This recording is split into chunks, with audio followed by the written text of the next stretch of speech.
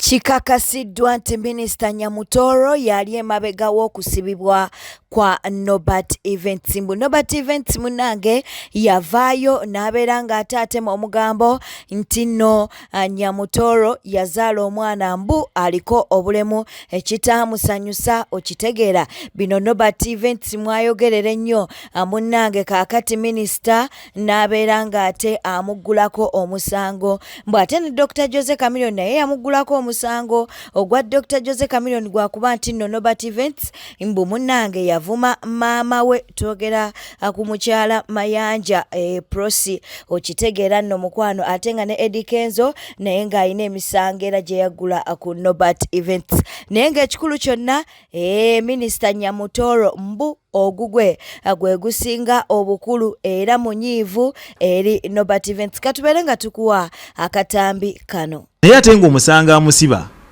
ye mukyala Kenzo. Oba nfuna kigamba? Akwata omusango ogutwaza Nobat gwabadde gwa Nyamutoro. Really? Yes, and that's what people don't know. Minister Nyamutoro yasiba Nobat. Yakwata Nobat. You're confirming this remit? Yes. Okay. However, ku police gye bali nga waliwo cases endala eziri muze mwami Kenzo ni mwami Chameleone. Naye gwa Chameleone gwa kuba nti yavuma maama wa Chameleone. Era Chameleone is very bitter with that. Naye ye gwa Chameleone ekikulu kye kyani kya mami we. Tuli fenna omusango gonna omukulu n'okubanga balemedde ku nsonga n'eriko olwaleero lwakuba nti Minisita Nyamutoro Nobat atenze wonyera desimanyi. Yes. Nti Nyamutoro yamwogerako ng'ayina oba yazaala omwana. It is about a kid. Nobat yagamba yazaala omwana ABCD atali ali deformed and all that. Now ebyo nane bwe mbitegeera ne ngamba kati musajja wange tumutaasiza tutya. Because si kirungi muntu kubeera muki mukome atenga Nobat yabadde yafuna gig ya Honorable Namutamba wali omukyala ali Busoga. Bamita Helena Namutamba Honorable Namutamba yamuwa emirimu era abadde akolera Busoga eyo ne mama Kadaga batambula. Chaka miliyoni njogera ku misango egimu. Ye affronting the mother. Naga mama wange si mulungi mwoka. Ate Chameleone ye muntu asonyiwa amangu. N'ebintu nabivanako. Bwe yafuna olutalo ne Fango ni boss alien. Chameleone abana bamulaganga bu video nti olabi. Naye nga tabifaako. Kati okutuusa we yabeera bira. Era bwe yabira bomanchi yakola yakwata drone n'agivuga paka ku Fango ningali ogo. Ng'ayagala lutalo. N'abaganja katutegere kye kigenda maaso. Ne eventually n'akola ki? N'abyesonyiwa. Kati omuntu azenga apailinga tubadde wano areas ku setting twogera about Kenzo twogera about n'abalala nenze nga ngamba kino si kituufu ndali yakoze bwati era jjukira ebigambo yasemba okujjukira nga tuva ku set yagamba ki twali mulamu kugulisiyo yasenyo nagamba naye mbawo masimu agankubiddwa gundi ne gundi. Yes. Munnange Dr. Sam Kaziwe yamaze n'ava ku lujja nga woli mukulabaawo gwabadde mukolo gwa kwanjula ng'ali mu kukwasa omuko enkoko ye. Okitegerera ddala bulungi kaakati mwenna mugamba aliwa mukyala wa Dr. Sam Kaziwe. Omukyala yoyo ng'oli mu kubalaba munnange bali mu kutema dansi bali mu kusanyuka bali mu kunyumirwa mukolo gwabwe. Ensonga nno bwezito bwe ziri okwanjula kwabaddeyo olunaku olw'eggulo so nga ate n'embaga eri maaso awo bajja kubeera nga bagatibwa. Mu comment section obedde bagamba omukyala alabika mugezi kubanga woba toyina ku magezi tosobola kusobola Dr. Sam Kaziwe. Ebitebe byabadde naye nga twegatteko tubeere nga tumuyozaayoza. Kiriza tubuzeeko ku bantu bano wammanga Jenny Kyomukama tukutumiddeko Joy Namuddu ogamba otya mukwano webale kuba nti nate oli ku mukutu twagala okubeera nga tubuuzaako ku Naabirye Justin Namutebi Darats naawe tetukwerabidde ate era kkiriza tubeere nga tubuuzaako ku Wuma Kasumba Natukunda Ruth ogamba otya Nisima Natasha twagala okubeera nga ate tukubuuzaako. Ampereza video eno gye mulaba.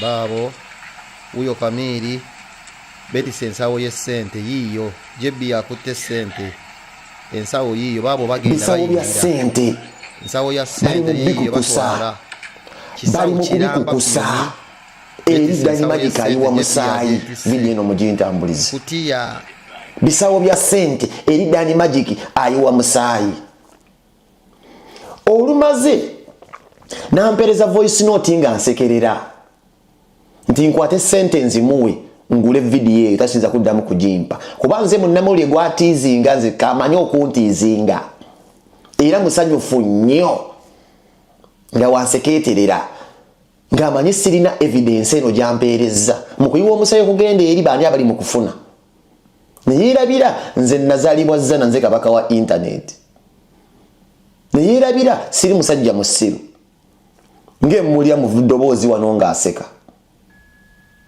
ugagalika ibukanula mazi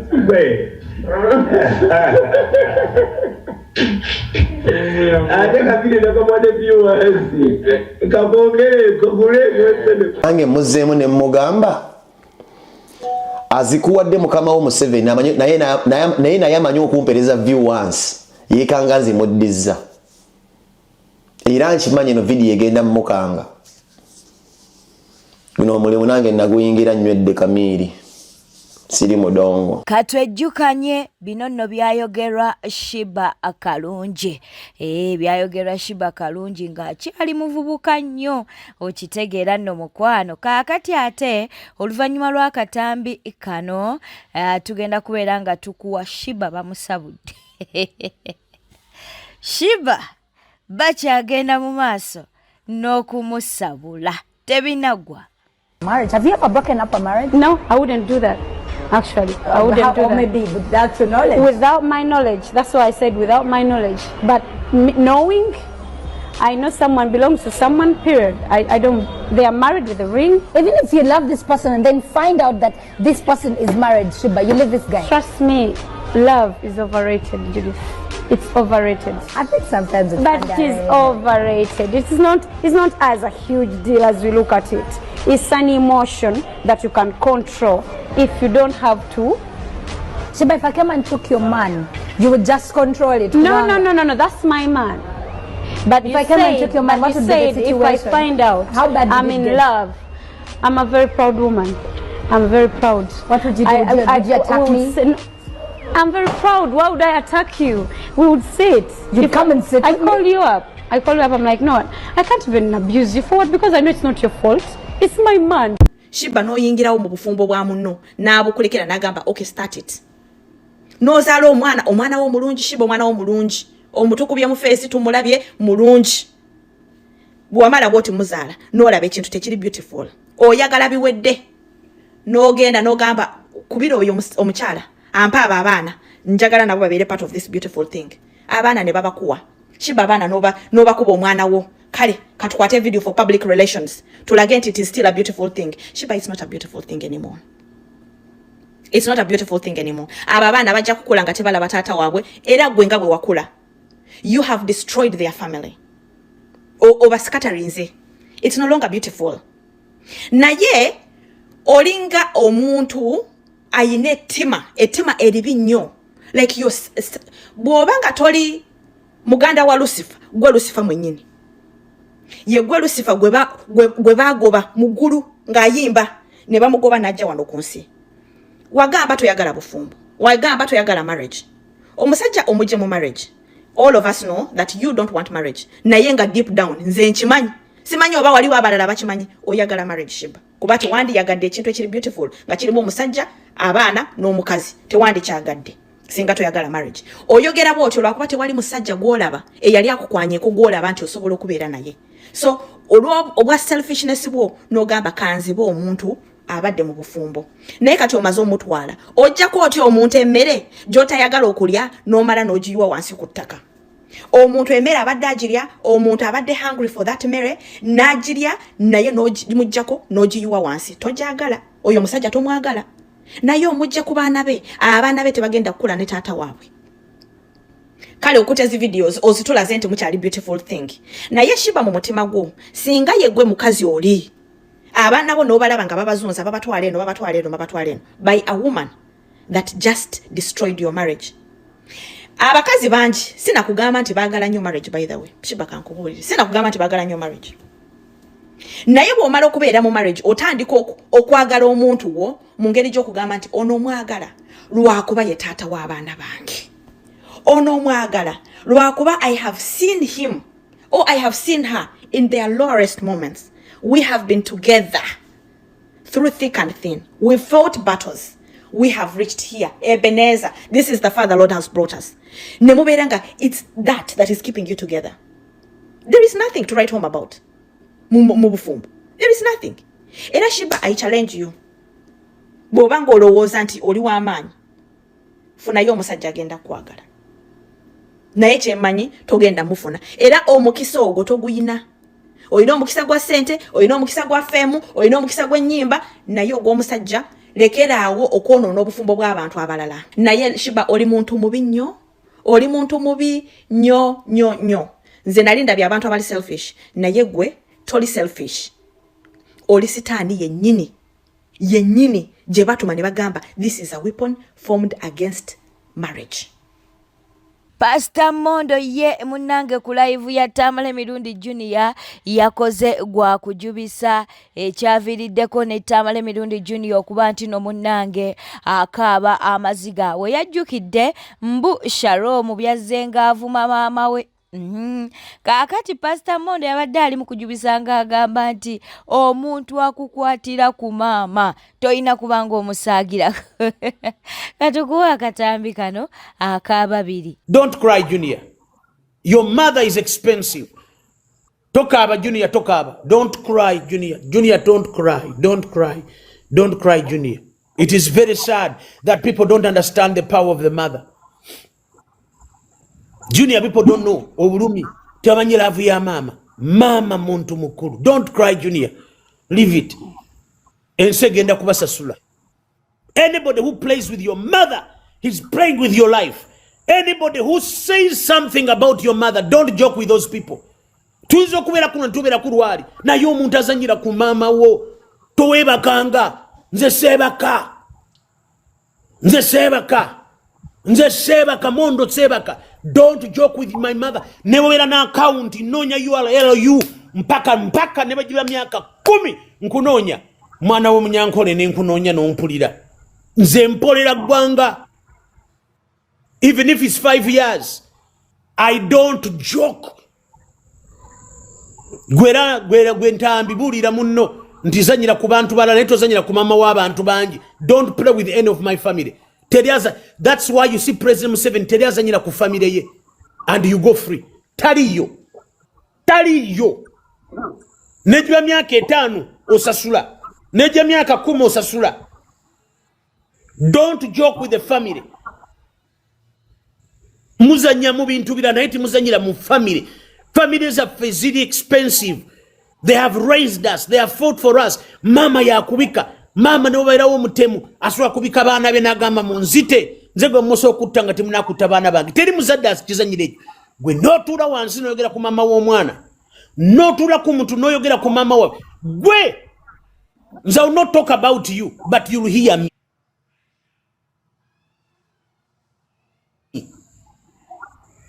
You'll hear me.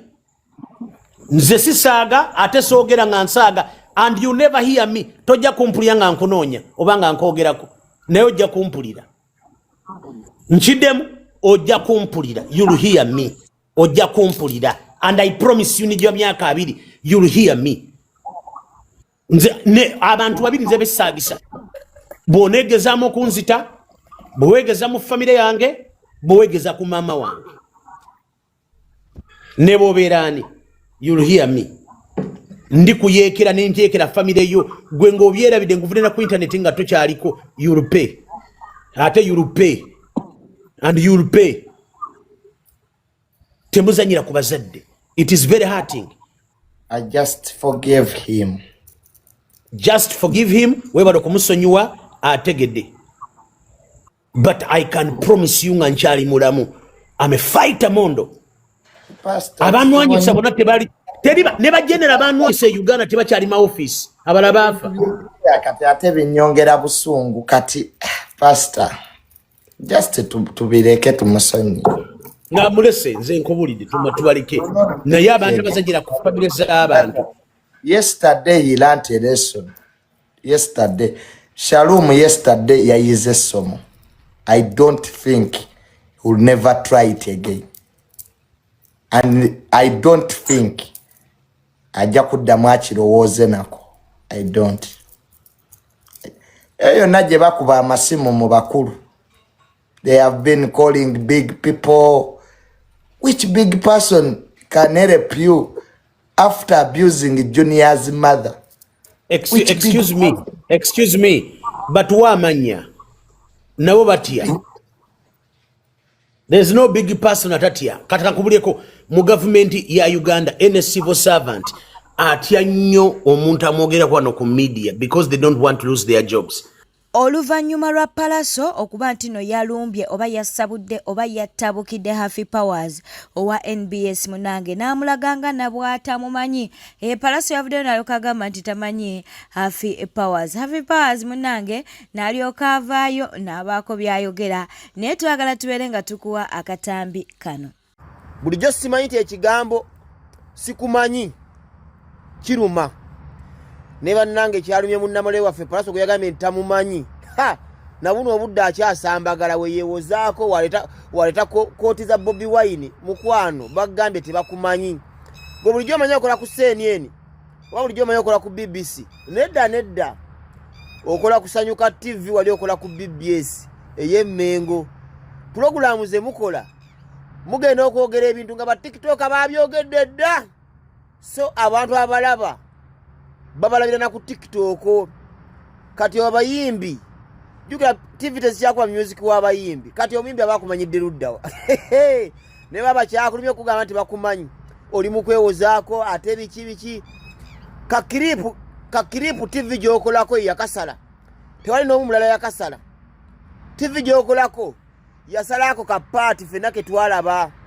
Ne omwana yakigambye mwana gaye takumanyi. Naye lwaki ekyo obutakumanya kyakulumya ennyo okusinga biri bye yagambye eby'obujanjaalo. Naye nga yongeramu amaanyi. Pull up your socks. Singa badde mu kibiina bali badde bagamba more effort is needed to be known. Musawo munnange musawo oyo mumutegeera ddala bulungi aba TikTok ng'avaayo ng'agamba abali ku mulwadde Jaden ng'abagamba bannange omwana mumugye mu ddwaliro eryo mumuleete emulago. Kye baakoze musawo baamusabudde baamutabukidde n'oleka bamugamba bulijjo olinda ki bulijjo olinda ki olaba kuvaayo kati bannange bambi musawo yejjusiza na lwaki yayogedde ku nsonga zino oba lwaki yagambye omwana aleetebwe emulago. Kaakati yakoze n'akatambi ng'agamba nti abivuddeko oba bamuleete mulago oba bamulekayo gy'ali talina buzibu. naye ye yabadde ayogerako bwogezi ng'agamba nti abasawo abasinga abanene bali mulago. Panayinze mbadde nteesa buteesa temunvuma nga TikTok family. Mwena abali ku Jaden ze siri connected kumwe sina namba za mwe sina ki. Mbadde ngamba Jaden mumuleete mulago. Bannange waliwo endwadde we zituuka in the whole of Uganda ba specialist abasembayo baba mulago. Mwalireso omwana oyo emulago. Aba specialist ababaana abo abasembayo bali mulago. Muleete omwana oyo emulago. Nga mpuliddeko nga gundi Zubeda agamba nti alekedde okwogera. Muleete omwana emulago. You will thank me later. Muleete omwana oyo emulago. Ngamba buulira. Wadde abagambye nti simanyi expenses zabwerere, please bring that boy to mulago. You will thank me later. But doctor ababaana abo bali mulago abasemberayo ddala. Eddy Kenzo omuyimbi yasibye Nobat Events. Nali wano nemponinga Nobat Events nemuwoninga. Nali wano wennyini. Many people take me for granted. Bwenjogera abantu bawulire bye mbagamba. I know a lot in this country. Nali wano wennyini nempondinga Nobat ne mugamba va ku Kenzo ne Chameleone. kumbe no file zitambula. Today nsanze Nobert event singa akaba. The guy was shedding tears. Nobert yakubye omulanga n'akaba. So Eddy Kenzo yamusibye. Kyokka ne Chameleone yamuyinako fayiro.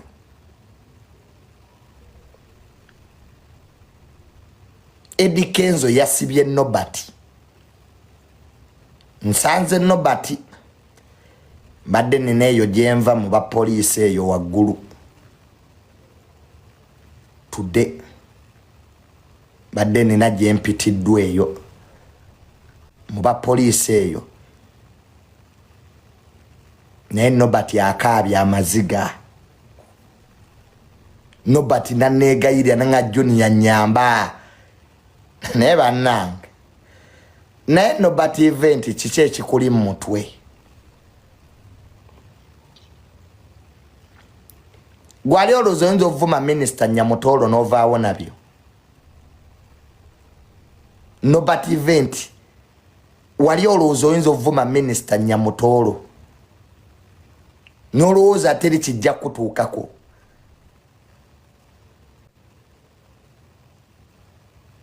Ng'omuntu yavuma maama wa Junior kati aliira ku nsiko. What about a minister? Guys, ekintu minister tekizannyirwako. Ekyo kyo Nobert event njagala nkubuulire. Ekintu kye bayita minister tekizannyirwako. Neba ne muyina college you guys. N'okunkumula minister n'omuvuma n'omukunkumula.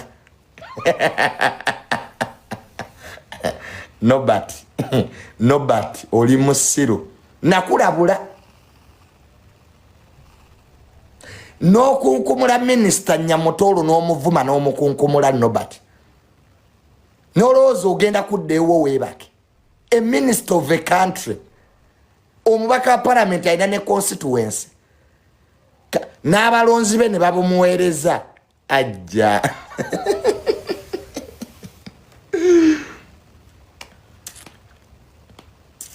Kati oli mukola bakuwandiisizza za apology.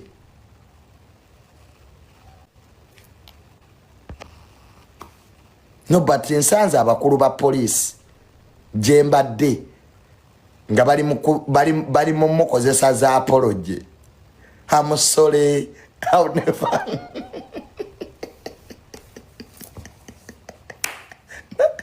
Nobody bamukozesa za apology musanze bali mukozesa za apology. I'm sorry, I'll never do it again.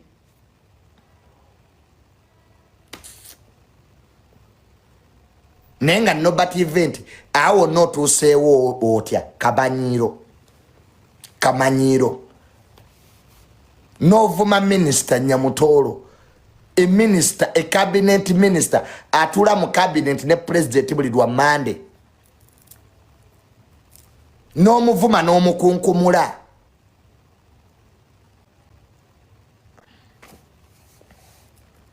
Kati nkusanze mu police bakozesa za apology bw'okaaba. Kati wadde okaabira ki? Sagamba wanove ku Kenzo.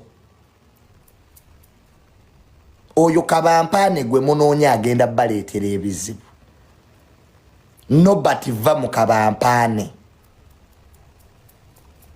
Oyo kyakaali endulu za social media nga zisudde bangi mu makomera. Kati Nobert ku myaka gyo okyali bintu by'ekyana ekitotokula. Kati Minisita Nyamutoro ye wali ovuma waaki n'omulangira nga bw'atazaala.